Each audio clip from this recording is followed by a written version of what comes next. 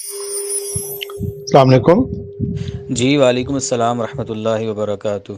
آپ خیریت سے ہیں؟ ٹھیک ٹھاک ہیں آپ؟ جی بالکل الحمد للہ، اللہ کا شکر ہے۔ اچھا، آج مجھے شوال کے روزوں کے حوالے سے آپ سے کچھ سوال کرنے ہیں۔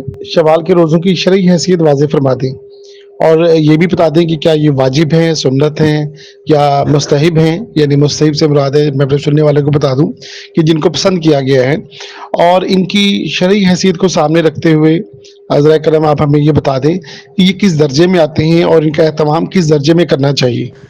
جی، شوال کے جو روزے ہیں ان کے حوالے سے مختلف روایات کے اندر جو ہے وہ اس کی فضیلت ملتی ہے کہ اللہ کے نبی صلی اللہ علیہ وسلم نے جو ہے وہ ان کے بارے میں ارشاد فرمایا، اور اس سلسلے میں سب سے جو صحیح ترین حدیث جو ہے وہ حضرت ابو ایوب انصاری رضی اللہ تعالیٰ عنہ سے مروی ہے، جو کہ امام بخاری رحمۃ اللہ علیہ نے بھی اس کو نقل کیا، امام نسائی رحمۃ اللہ علیہ نے بھی اس کو اپنی کتاب میں نقل فرمایا۔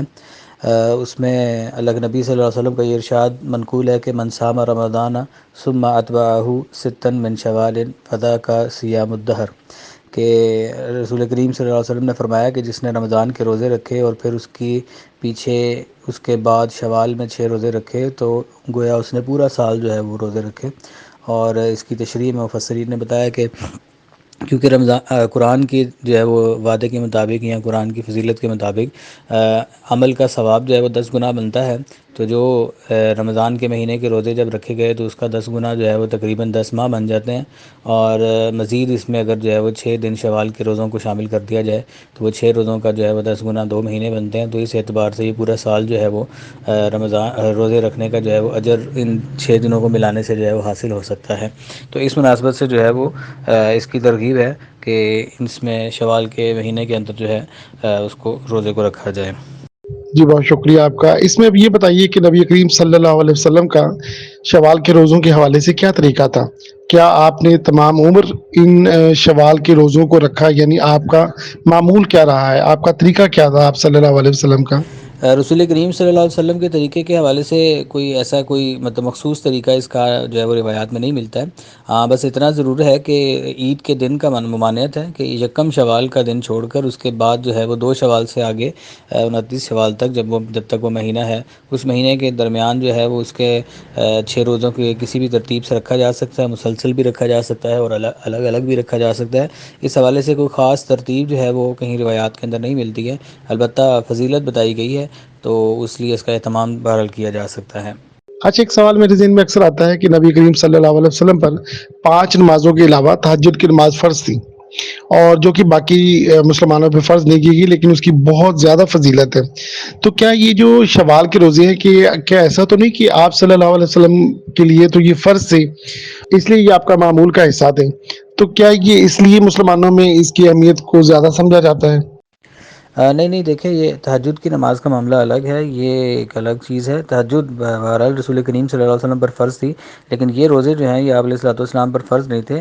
البتہ آپ علیہ الصلوۃ والسلام کا ویسے عام معمول تھا کہ آپ جو ہے وہ بکثرت روزے کا اہتمام فرمایا کرتے تھے۔ وہ مختلف ایام جیسے کہ پیر کا دن بھی، جمعرات کا دن بھی، یہ منقول ہے کہ آپ علیہ السلام ان 2 دنوں میں بھی جو ہے وہ روزے کا اہتمام فرماتے۔ اسی طریقے سے ایام بیز ہیں جو کہ چاند کی 13، 14 اور 15 تاریخ بنتی ہے، ان 3 دنوں میں بھی آپ علیہ الصلوۃ والسلام کا جو ہے وہ روزہ رکھنے کا معمول تھا۔ تو اس لیے اب جو ہے وہ ان روزوں کے حوالے سے بھی کوئی خاص ایسا کوئی منقول نہیں ہے، البتہ اور نہ ہی ان کے لیے جو ہے وہ آپ علیہ السلام کو فرض کیا گیا تھا، بلکہ جو ہے وہ فضیلت کے اعتبار سے آپ علیہ السلام اہتمام فرماتے تھے اور اسی کی بھی ترغیب آگے صحابہ کو بھی دی۔ جی بہت شکریہ آپ کا، جزاک اللہ۔ اچھا یہ بتائیے کہ صحابہ کرام کا شوال کے روزوں کے بارے میں کیا عمل ملتا ہے؟ ہاں جی، رسول کریم صلی اللہ علیہ وسلم کی طرح صحابہ کا بھی عمل جو ہے وہ اس حوالے سے کوئی ایسا منقول اس طرح کا نہیں ملتا کہ آپ نے ان دنوں میں اس طریقے سے جو ہے اس کا اہتمام کیا۔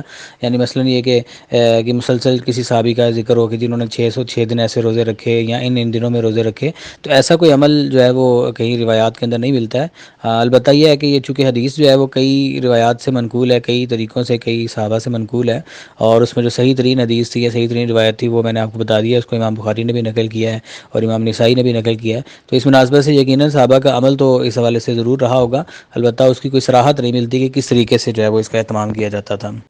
جی بہت شکریہ آپ کا۔ اچھا مجھے ایک یہ پوچھنا تھا کہ بعض لوگ یہ کہتے ہیں کہ ان روزوں کے اہتمام کا کوئی ثبوت صحابہ کرام کی زندگی سے نہیں ملتا، اور اس کے لیے وہ یہ بھی کہتے ہیں کہ ان کا اہتمام کرنا مکروہ ہے، یعنی ناپسندیدہ ہے۔ تو اس سلسلے میں آپ کیا رہنمائی فرمائیں گی؟ جی بالکل، یہ ایک ہے مسئلہ کہ صحابہ کی زندگی سے، میں جیسا کہ میں نے پہلے بھی عرض کیا کہ روزوں کا اہتمام کا اس طرح سے اہتمام کا جو ہے وہ کوئی ثبوت نہیں ملتا ہے کہ یعنی وہ خاص طور پر بتایا گیا ہو کہ ان ایام میں ان حضرات نے ایسے ایسے روزے جو ہے وہ اس شوال کی جو ہے حدیث مبارکہ جو فضیلت بیان کی جا رہی ہے اس کے حصول کے لیے اتنا اہتمام کیا ہے. تو اس لیے بعض لوگ جو ہے وہ اس کے حوالے سے رائے یہ رکھتے ہیں کہ شاید یہ جو ہے وہ عمل کوئی اتنا زیادہ ضروری نہیں ہے. دیکھیں جی، ہم جیسے کہ میں نے عرض کیا کہ ہم نے اس کو جو ہے وہ مستحب کے درجے میں رکھا ہے، اور مستحب عمل جو ہے اس کے ثبوت کے لیے کسی کا عمل جو ہے وہ نقل ہونا ضروری نہیں ہوتا. ٹھیک ہے نا، کوئی چیز مستحب ہے تو اس سے کوئی آپ کہہ لیں کہ کوئی دین کا ایسا کوئی لازمی جز نہیں ہے کہ جس کا عمل بھی آپ کو جو ہے وہ ساتھ چاہیے ہو کہ صحابہ نے اس کا اہتمام کیا ہے، وہ بھی نقل کیا گیا ہو. اگر آپ عمل کی وجہ سے جو ہے وہ اس جو ہے فضیلت کو ترک کر دیں تو اس سے تو وہ صحیح حدیث جو امام حضرت ابو ایوب انصاری سے منقول ہے اس کا ترک جو ہے وہ لازم آئے گا. اسی طریقے سے اور بھی بہت ساری روایات ہیں کہ جس کے اندر ان 6 روزوں کی فضیلت مختلف الفاظ سے ملتی ہے، تو لہذا اس سے ہم نے اس کو مستحب ہونا ثابت کیا ہے. اور صحابہ کا عمل نہ کرنا جو ہے وہ اس بات کی دلیل نہیں ہے، یا نہ کرنے سے مراد یہ نہیں کہ انہوں نے صحابہ نے عمل نہیں کیا ہوگا. یہ تو یعنی ہم تصور نہیں کر سکتے ہیں کہ ایک فضیلت اللہ کے نبی نے ارشاد فرمائی اور صحابہ نے جو ہے اس پر عمل نہ کیا ہو، کیونکہ وہ حضرات جو ہے وہ تو عمل میں ہم سے کہیں آگے تھے. ہم تو آج کے دور کے اندر جو ہے وہ فرائض، واجبات، سنت اور مستحب کے جو درجہ بندی ہے اس میں رہ کر جو ہے وہ فیصلہ کرتے ہیں کہ کون سا عمل ہم نے کس درجے میں رہ کے کرنا ہے. صحابہ کے ہاں تو بس کوئی چیز فرض تھی تو جو عمل کرنا ہے تو وہ بس کرنا ہے، اور جو نہیں کرنا ہے وہ نہیں کرنا ہے. لہذا ان کا اہتمام یقیناً جو ہے وہ اس حوالے سے بھی رہا ہوگا.